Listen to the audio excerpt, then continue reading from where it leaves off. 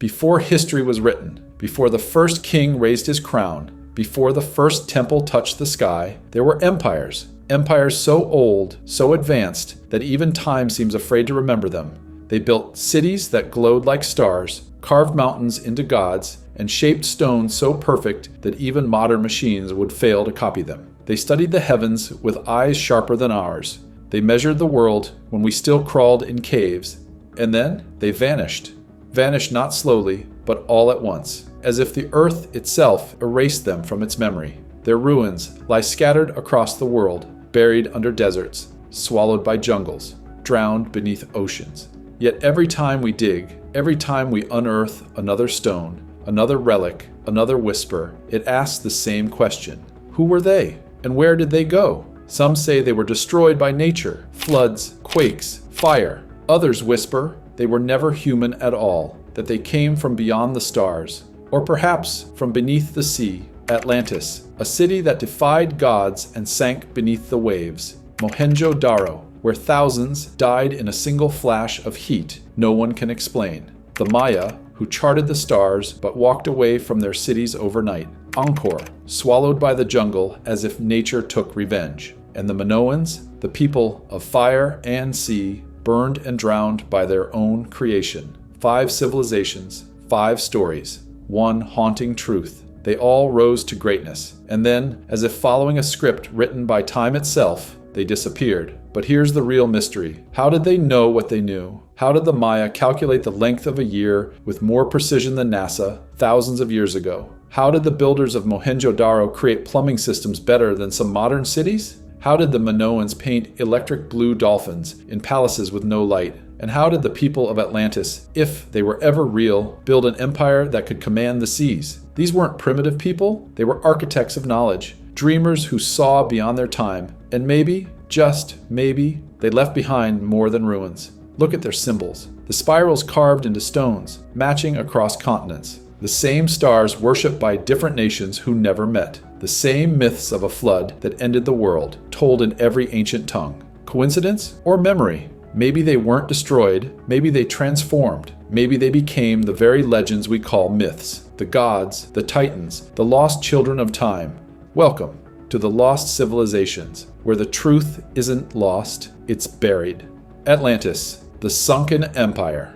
There are stories that live longer than time itself, whispers carried by the ocean waves about a kingdom that rose to greatness and vanished beneath the sea. They called it Atlantis, a city so powerful, so advanced, that even the gods grew jealous. Some say it was paradise, others say it was punishment. Thousands of years ago, the Greek philosopher Plato wrote of an empire beyond the Pillars of Hercules, an island of golden temples, crystal towers, and technology far beyond imagination. A civilization that mastered the sea, ruled the world, and lived in harmony until pride became their curse. The Atlanteans believed they were untouchable, and perhaps that's what doomed them. Imagine a city glowing beneath the sun, streets lined with silver, energy flowing through crystals, ships powered by forces we still don't understand. They say Atlantis wasn't just a place, it was an idea, a vision of perfection. But perfection never lasts. Then one night, the ocean roared louder than thunder.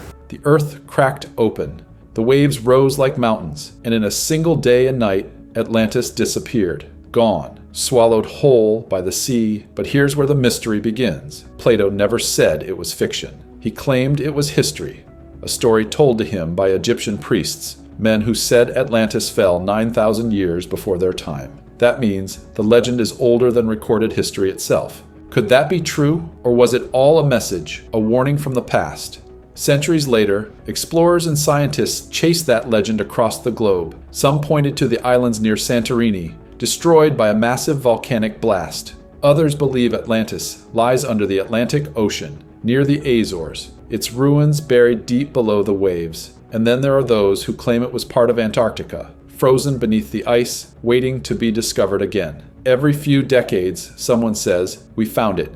Strange underwater formations, mysterious stone roads, walls deep in the sea, and every time the same question rises again. Could this be Atlantis? But maybe the truth is not where we think. Maybe Atlantis wasn't destroyed by the sea. Maybe it was consumed by its own pride. Perhaps it's not lost beneath the waves, but within us, a symbol of how every empire, no matter how powerful, eventually sinks into silence. Still, the ocean keeps its secrets well. Divers tell of strange structures off the coasts of Cuba, Japan, and Spain. Satellite images reveal shapes too perfect to be nature's work. So next time you stare into the endless blue horizon, listen carefully. Somewhere beneath those waves, the ruins of a forgotten empire might still whisper the truth of Atlantis. Mohenjo-Daro, the forgotten city of the Indus. Long before the pyramids rose in Egypt, before Rome, before Greece, there was a city that shone brighter than all, a city built with such perfection that it looked more like the work of gods than men. Its name was Mohenjo-Daro, the Mound of the Dead,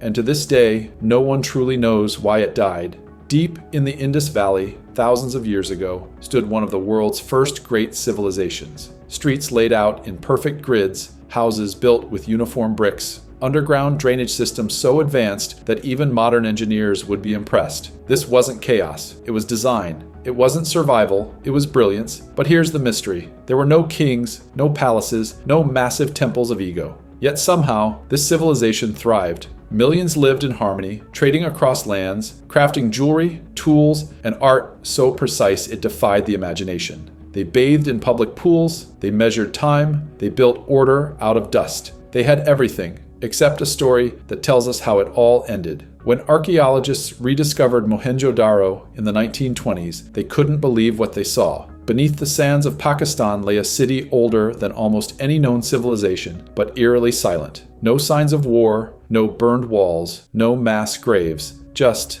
emptiness. It was as if one day everyone simply vanished. Some scientists blame climate change. Maybe the great Indus River shifted its course, turning fertile lands into deserts. Others whisper of ancient droughts or plagues that wiped out entire populations. But there's a darker theory, one that sends chills down every spine. When excavations began, researchers found something strange. Skeletons lying in the streets, hands still locked together, as if death struck in a single instant. Some of these bones showed traces of radiation higher than normal levels. Radiation in a city that existed over 4,000 years ago. Could it be natural? Or could it be something else? Some fringe researchers even claimed it looked like the aftermath of a nuclear explosion. A weapon so ancient, it predates recorded history. A legend hidden in plain sight. In ancient Indian texts like the Mahabharata, there are stories of divine weapons. Light brighter than 1,000 suns, turning cities to dust.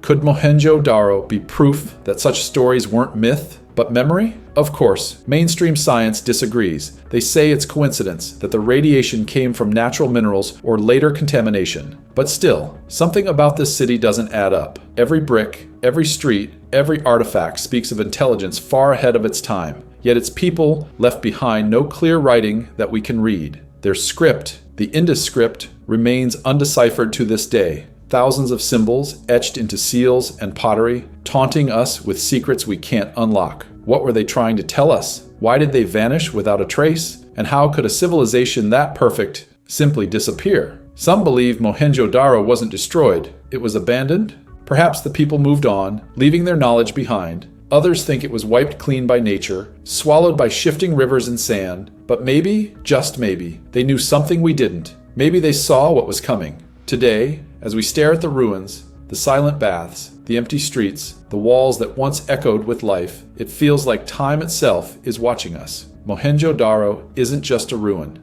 It's a warning, because civilizations don't always fall with fire and war. Sometimes they fade quietly, leaving behind only whispers. The Maya, the sky watchers who disappeared. There was once a people who could read the stars like we read maps, who built cities so grand they seemed carved for the gods themselves. They were the Maya, the sky watchers, masters of time, builders of pyramids that touched the clouds, and keepers of secrets that still haunt the jungles of Central America. But one day, they vanished. From the deep rainforests of Guatemala to the shining plains of Mexico, the Maya built an empire that thrived for centuries. Their cities, Tikal, Palenque, Copan, Chichen Itza, rose high above the canopy, perfectly aligned with the sun, moon, and stars. These people didn't just worship the heavens, they understood them. They mapped eclipses, predicted solstices, and created calendars so accurate they could rival the atomic clocks of today. And yet, one of the greatest civilizations in human history simply disappeared. By the 9th century, the grand cities were abandoned. The temples were swallowed by the jungle. The once bustling streets fell silent.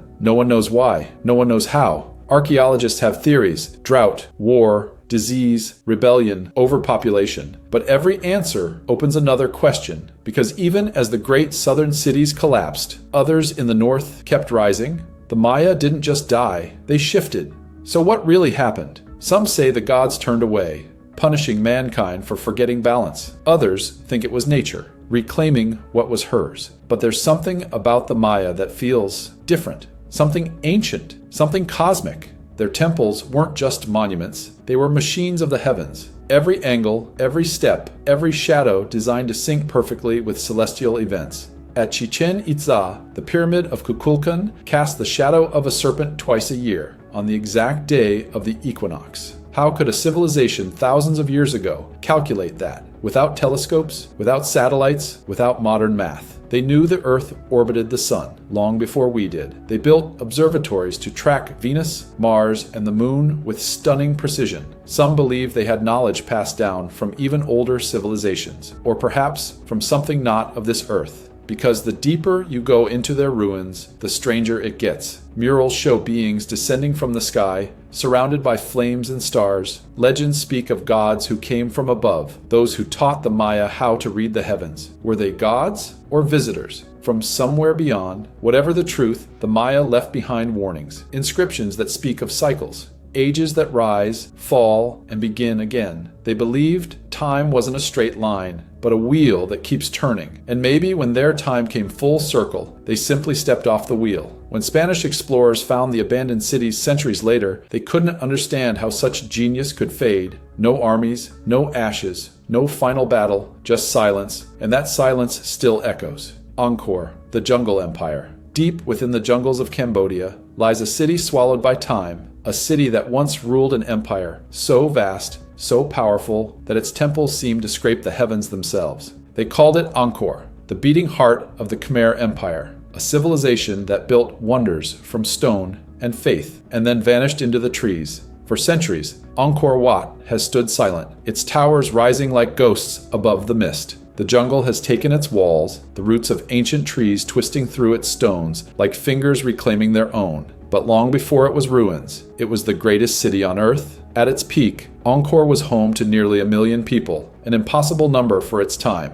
It stretched across hundreds of square miles, filled with palaces, canals, temples, and homes. This was no primitive kingdom. It was a masterpiece of engineering and devotion. The Khmer didn't just build temples, they built a living machine. A vast hydraulic network of reservoirs, moats, and channels that captured the monsoon rains and tamed them, turning flood and drought into balance. It was water that gave Angkor life, but it was water that would also take it away, because the same system that fed the empire eventually began to fail. The monsoons grew unpredictable. The rains came too late or too much. The canals clogged, the reservoirs cracked. The balance, the same delicate harmony that had sustained them for centuries, began to break. And then came war. As nature turned against them, enemies pressed in. In the 15th century, invaders from Ayutthaya attacked. The capital fell, and slowly the people left. They walked away from the temples they had built for gods, leaving the jungle to claim them piece by piece. But the mystery doesn't end there, because Angkor didn't just fade from history, it disappeared from memory. For hundreds of years, the world forgot it even existed.